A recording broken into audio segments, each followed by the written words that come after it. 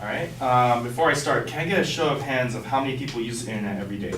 Just like a general show. All right, so that pretty much makes all of us, right? So how would you feel if the internet was suddenly changed, so the rules are you have to pay more for the same internet service? Most of you wouldn't like that, right? Right. Of course. So, today I'm going to be talking about net neutrality. And like my predecessor last class, he started off with a background of what net neutrality is. Essentially, it's the idea, principle, or requirement that the internet service providers should and must treat all internet data as equivalent, regardless of its kind, source, or destination, right?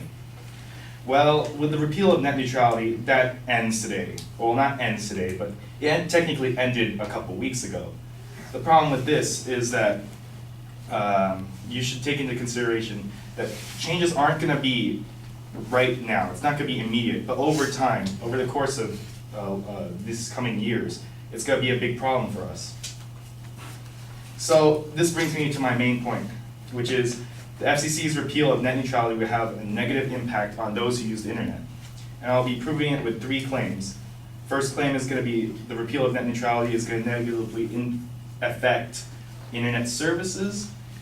The repeal is going to negatively affect academic institutions, and it's going to negatively affect small businesses. So let's start off with my first point. The repeal of net neutrality is going to negatively affect internet services. So with the repeal of net neutrality, there comes the issue of throttling. For those of you that don't know what throttling is, it's basically that ISPs, they control how fast they send data to you guys and how fast you can stream or view your content that you wish to view on the internet. Well, there's an example of this that happened in 2014 actually. Verizon openly and blatantly tried to slow down the 4G data speed for people who bought the unlimited data plan on their phone. They did this under the guise of claiming that it would help them manage their networks better. Fortunately for us, the FCC chairman under the Obama administration, Tom Wheeler, he was watching out for this, and he actually declared that this was a business-oriented strategy, which actually is geared towards causing people to buy phone plans where you pay per gigabyte of data you use. So the net neutrality laws protect against this. They say regulations state that you can't throttle data unless you have a justified rationale other than a business strategy for throttling the data. But throttling isn't the only issue with people with phone plans. In 2014, the same year, Netflix and Comcast, one of the most well-known debacles, they actually had a problem with bottlenecking, and that is essentially letting data pool up into a limited amount of ports that data can flow through. So data would get stuck, you guys can't view your videos or get to your websites fast because data is trying to get through at the same time, especially in a highly congested area. It's not going to work out for you. So basically in this debacle, Netflix and Comcast, they have a two-way stream between their the bandwidth provider for Netflix and Comcast servers. But apparently with this, the data, not much Netflix data is going back to Comcast, and the way data runs through is they go through these things called peering ports. The more peering ports you have, the faster data can get through. The less you have, the opposite is true as well. But the problem here is Netflix has little to no data flowing to Comcast. And therefore, Comcast decided to cut off opening new peering ports for Netflix. And this allowed data to bottleneck without even consulting Netflix in the first place. This is unjustified because one, they should have told Netflix first, and eventually Netflix just had to settle, and they decided to pay Comcast to open new ports. But the problem with this is that if they keep paying ISPs, including AT&T, Charter, Verizon, if they do this, the cost is eventually going to trickle down to us, the consumers, which is also really bad for us. So moving on to my second claim, the repeal of net neutrality is going to negatively affect public institutions of learning. So basically, we take the internet for granted here at school. We use it all the time. We basically need it for everything we do, just like I asked at the beginning of this presentation. But in impoverished schools, they can't afford the best internet possible.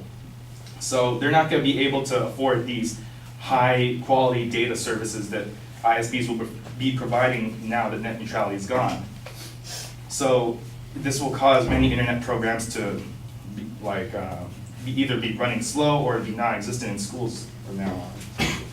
Because many courses, such as my math class last quarter, it relied heavily on the internet as a stream, as a use for data for courses, for its course. But here I have a little quote from the CEO of the International Society for Technology and Education. His name is Richard Kolkata. This was an NPR interview. He said, as soon as he was referring to net neutrality, goes away, we're back to where we were before, and students are getting shortchanged based on the zip codes they live in. And this goes back to the idea that in impoverished schools, they will not get the same effect as schools that can afford it. And this brings me to my last claim, which is small businesses will be negatively impacted. And the main reason for this is that small businesses, they have a need to get their names out there. Their main advertising source is the internet. And if they can't afford the high quality internet that ISPs will be providing, large businesses can, of course, but since small businesses can't, they're not going to be able to advertise to their audience, the people that they're trying to get people that they're trying to get to purchase their goods. So this brings me to the idea of data prioritization. Businesses will have to pay for better data to get actually their name out there on the interwebs. So we have a statistic in 2014 from the Small Business Administration that 99% of all businesses actually have fewer than 500 employees. Now, between 500 employees, that's not very much to speak about because most of the large corporations have like thousands of employees. They're obviously going to be able to purchase these better data plans. These small businesses aren't. And this brings me to my last example, which is a quote from a freelancer who's also going to be negatively affected. His name is Clayton Cowles. He's a comic drawer for both Marvel and DC. He uses Spectrum Internet, and he bought their most expensive data plan, the best quality internet out there, and yet it still takes forever for him to send his drawings to the companies that he works for, and now that internet regulation is going to be over, he's going to have a hard time doing it. So this brings me to the end of my presentation, but I just want you guys to remember that the repeal of net neutrality will negatively affect many people using the internet by negatively affecting internet services, negatively affecting schools, and negatively affecting small businesses. Thank you.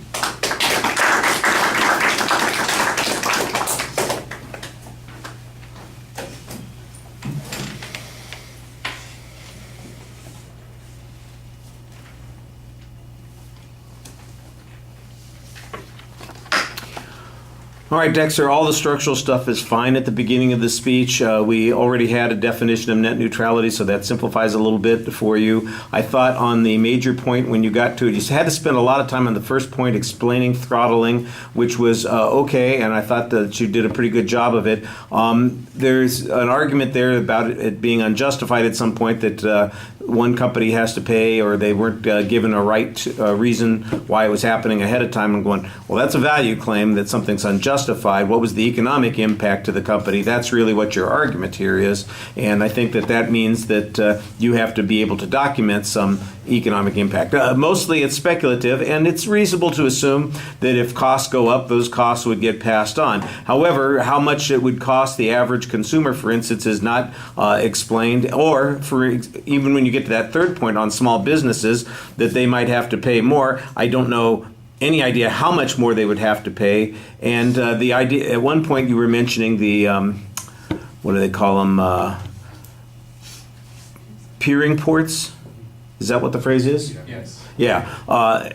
That sounds to me like it's a technology fix. And why is it that this is not being addressed by a technological innovation is a little unclear. If it's just about the cost issue, then if we're talking about value arguments, then the question is, well, who should be bearing the cost of improving that other than the people who are utilizing it? And that's why you got to be a little bit careful about making the value arguments, because I think there's a lot of other issues that come up as part of that question that we're not really addressing on this particular assignment. You did okay citing a couple of examples, and you had at least one quote that I thought was pretty applicable. The factual data you explained reasonably well. I do think you need a little bit more information. Like I said, there are a couple of places where there's a lot of speculation about what's going to happen, and there are big presuppositions built into the argument that you've got. I thought you did a nice job speaking to the audience, but everything after the second point was in overtime, and it went 8 minutes and 32 seconds, so a little long. All right, thank you.